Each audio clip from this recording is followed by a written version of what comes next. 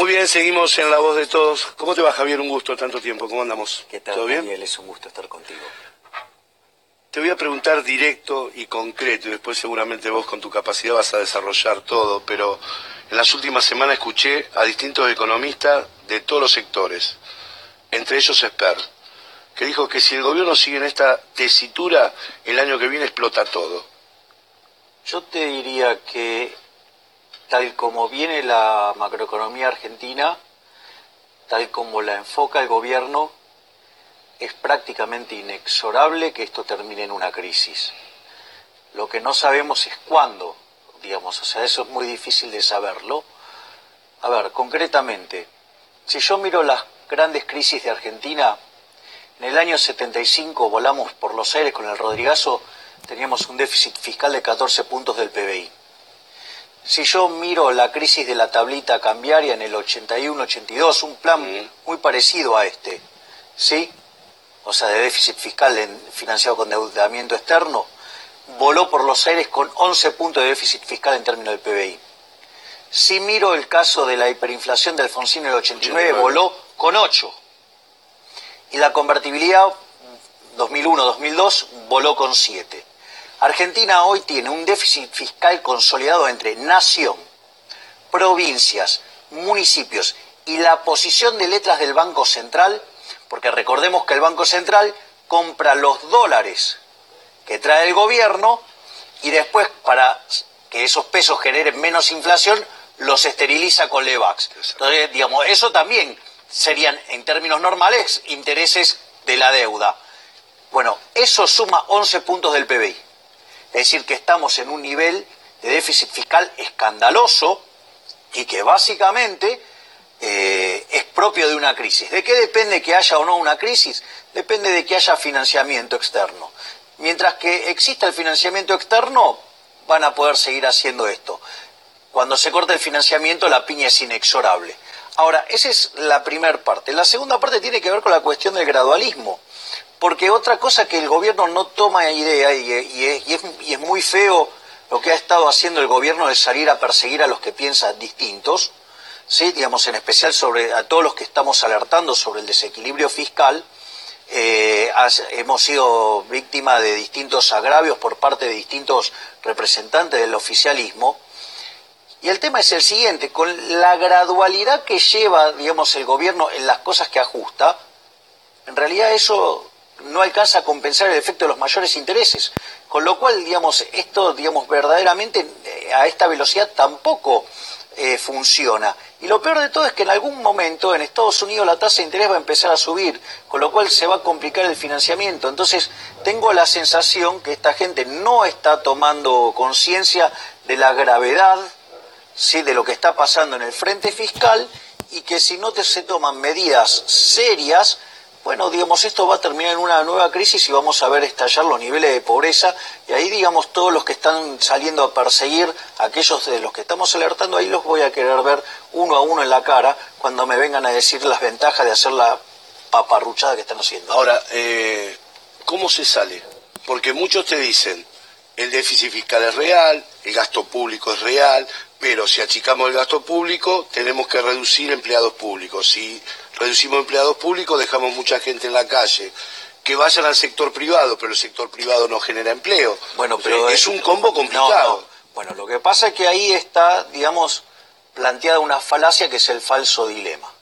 Primero, que ninguno de los economistas ortodoxos señalan que de corto plazo tenés que echar empleados públicos, porque si vos no creás condiciones para que la oferta se expanda, vos no podés absorber esos empleados.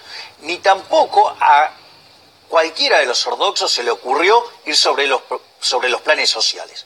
Nosotros, digamos, por ejemplo, con Diego Giacomini, nosotros hicimos una propuesta para ajustar el déficit fiscal.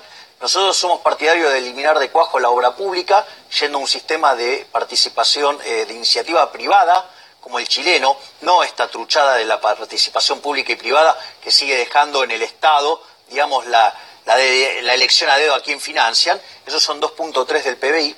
Nosotros somos partidarios también de eliminar de cuajo los subsidios económicos, pero no como lo hizo el incompetente de Aranguren, sino, digamos, redefiniendo todo el contrato. de hecho, esto consta en uno de nuestros libros, y básicamente, para que te des una idea, en el primer año, Aranguren lo hizo gradual y mal, y subió 400% los precios. Nosotros, haciendo todo de shock y redefiniendo todo el contrato, ¿sabes cuánto subió en el primer año? 100%. Es decir, había que ponerle cabeza. Lo que pasa es que hay un dicho que dice que cuando tu única herramienta es un martillo, te sorprenderá cómo todo se parece a un clavo. Y parece que Aranguren solamente sabe pegarle a un clavocito solo. Y después lo otro que nosotros decimos que también hay que eliminar de cuajo son las transferencias discrecionales a las provincias. Esos son 6 puntos del PBI. Y además, lo otro que hay que hacer, hay que reconocer públicamente, cosa que a la corporación política le va a costar hacerlo, que el sistema previsional está quebrado. Entonces, y eso, genera un déficit de 3 puntos del PBI y creciente en el tiempo. Y eso vos tenés que hacer la reforma previsional y encapsularla. Ahora, también es interesante esto, porque se quiere avanzar en la reforma previsional, pero el gobierno, en lugar de arreglar el problema, la va a complicar más. Porque vos fíjate esto, hoy Argentina, el sistema previsional tiene genera un déficit fiscal de 3 puntos del PBI creciente en el tiempo. O sea, el año que viene va a ser un punto más, para que te des una idea. Esto básicamente deriva de algunas cosas, que se gastan 10 puntos del PBI en términos de jubilaciones y tenés ingresos por 7, por si vos querés. Para que te des una idea del disparate que está la situación previsional, se gasta en jubilados lo mismo que se gasta en Alemania, que tiene una población 45% más envejecida. Entonces, básicamente, los problemas del desequilibrio fiscal los gestó la irresponsable bipolar de Tolosa de Cristina Fernández de Kirchner, que lo quebró con 2 cosas. La fórmula, ¿sí? A ver, si vos vas a sacar plata de los que aportan, es decir, la fórmula tiene que ir ligada al PBI per cápita. Si desde el 2008 en adelante el PBI per cápita en Argentina quedó constante, no puede ser que las jubilaciones, que es de donde, crezcan 24% en términos reales, porque, de donde vos tenés que sacar la plata, y eso te quiere decir que ya la fórmula es un disparate, es una estupidez, sí, no resiste el menor análisis, y esos son 2 puntos del PBI. Y la otra irresponsabilidad de Cristina Fernández de Kirchner fue justamente el tema de jubilar gente sin aportes, que duplicó los jubilados. O sea, básicamente ahí tenés que eso causó un daño de 6 puntos del PBI. La verdad es que el sistema está quebrado, la única forma de reconocerlo es, mirá, el problema de la fórmula se modifica con la fórmula, el problema, de la cantidad que se jubilaron sin aporte, ¿sí?, se resuelve modificando la edad de jubilatorio y la proporción que le van a pagar. No hay magia. O sea, lo que pasa es que, vos tenés que encarar esa reforma del sistema previsional, el cual está quebrado. Te dicen el ejemplo de Europa. Sí, ¿sabes qué pasa en todas partes del mundo? Porque todo el mundo hizo la misma estafa. Bismarck, cuando inventó esta farsa, el sistema de reparto, la gente vivía 45 años y decía que los iba a jubilar a los 65. Con lo cual, ¿sabes qué hicieron? Se afanaron la guita, esa es la realidad. Entonces ahora no hay de dónde sacar y entonces cobran impuestos por otro lado, por todo. Es un desastre. Es decir, pero al margen de esa situación, entonces vos lo tenés que arreglar. ¿Sí? Porque si no, esto estalla. Ahora, el problema es, lo que vos no podés hacer es la paparruchada, el mamarracho que está haciendo el gobierno.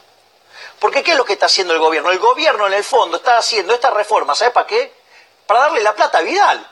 Claro. Es decir, para consolidar el proyecto político de Vidal. Porque ¿qué fue el pacto de provincias? O sea, se dieron 20.000 millones las provincias, pero que por otro lado se las da la nación. Le dan 40.000 millones de pesos también a Vidal, con lo cual tenés ahí 60.000 millones de pesos que lo pone la nación. ¿De dónde lo va a sacar la nación? A ver, es cierto que la provincia de Buenos Aires está quebrada por el tema de la coparticipación. Aporta 40, recibe 24. Pero es un problema de Buenos Aires contra las provincias y contra la nación, no contra los jubilados.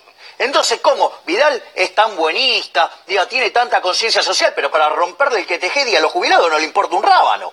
¿Sí? Con tal de consolidar el proyecto político. A mí me parece un disparate. Es decir, vos tenés que arreglar el problema previsional, pero vos lo tenés que encapsular ese problema y sacarlo de la línea de fuego. No, agarrar y hacer la reforma para financiar el proyecto político. Eso es un disparate total, porque no solo que vas a estar reventando a los jubilados presentes, sino que además a los jubilados futuros, y además no arreglás el problema. Es decir, pero es de lo más demencial que hay. Con el agregado que Vidal, que yo no entiendo cómo los sindicatos de la provincia de Buenos Aires, la CICOP, los docentes todavía no hablan de esto, se quiere sacar de encima y se va a sacar de encima el IPS, que se lo pasa al ANSES. Bueno, entonces... Que sería terrible. Entonces a lo que voy es, vos fíjate que tenés 9 puntos para atacar del problema fiscal. Eso a vos te permitiría hacer una buena reforma tributaria para bajar impuestos sobre la oferta. ¿Para qué? Para que se estimule, y sobre el trabajo, ¿para qué? Para que se estimule la creación de empleo. Entonces vos ahí sí, ya con la economía creciendo, ¿sí? Nosotros eso lo simulamos con un modelo que se llama Jones-Manueli y te podría llegar a generar tasas del 9%, para que te des una idea. Ahora, ¿qué es lo que pasa? Vos ahí entonces estarías en condiciones de aplicar un programa de retiro voluntario.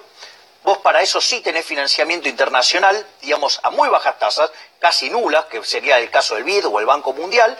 Entonces, en la medida que la economía empieza a crecer, ahí sí es viable transferir empleados desde el sector público al sector privado, porque aparte tendrían el incentivo. ¿Por qué? Porque cobran el retiro voluntario, pero además están laburando. Claro, sí, y obviamente en la medida que la economía despegue tan fuertemente, lo otro que va a pasar, porque además también tenés una ganancia de productividad por pasar de empleos no productivos a empleos productivos, digo, la pobreza y la indigencia va a empezar a bajar. Pero ¿sabes lo que pasa? Que este gobierno es, digamos...